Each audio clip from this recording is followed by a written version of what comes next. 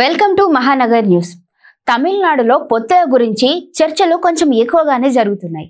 విజయ్ని ఏదో ఒక కూటమిలో చేర్చేందుకు కరూర్ ఘటన కేంద్రంగా ప్రణాళికలు అమలు జరుగుతున్నాయి. అయితే డిఎంకేకు ప్రత్యామ్నాయం అవ్వాలనుకుంటున్నారు కాబట్టి కాంగ్రెస్ కూటమిలో చేరే అవకాశం అయితే లేదు. డిఎంకేను వదిలేసి విజయ్ వెంట పడేందుకు కాంగ్రెస్ సాహసించదు కూడా. విజయ్ పొత్తులకు వ్యతిరేకమైతే కాదు, కానీ ఆయన బీజేపీతోని జత కట్టలేరు.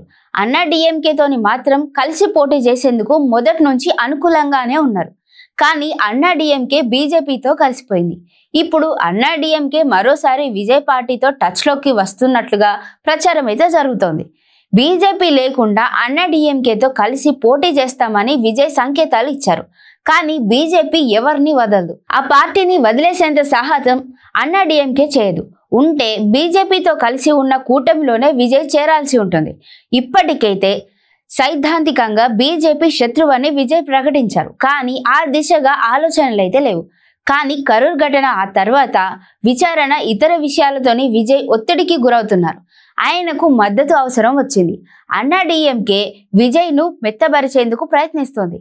బీజేపీ కూటమిలో ఉన్న ఆ పార్టీ భావజాలం కూటమిపై ఉంటుందని, కేంద్రంలో మద్దతు కోసమే ఎన్డీఏలో ఉంటామని బుజ్జగించే ప్రయత్నాలు చేస్తున్నారు.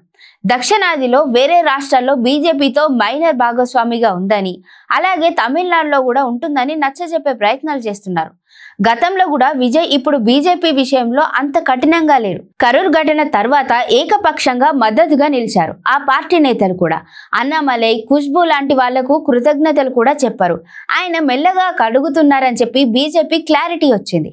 అయితే తమిళనాడులో ఉన్న పరిస్థితుల కారణంగా రెండు కూటములు పోటీ పడితేనే హోరాహోరీగా పోరు సాగుతోంది.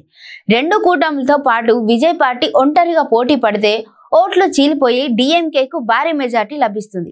ఈ అంశం పైన ప్రశాంత్ కిషోర్ ఇప్పటికీ విజయ్కు స్పష్టత ఇచ్చారు. ఆయన కాదనడంతో విజయ్ పార్టీకి పనిచేయడం మానేశారు. ఇప్పుడు విజయ్కు అనివార్యత ఏర్పడుతుంది. అన్నా డిఎంకేతో అయితే ఓకే అన్నదాకా వచ్చారు. కొన్నాళ్లకు బీజేపీ ఉన్నా పర్వాలేదు అనుకుంటారని తమిళనాడులో గుసగుసలైతే ప్రారంభమయ్యాయి.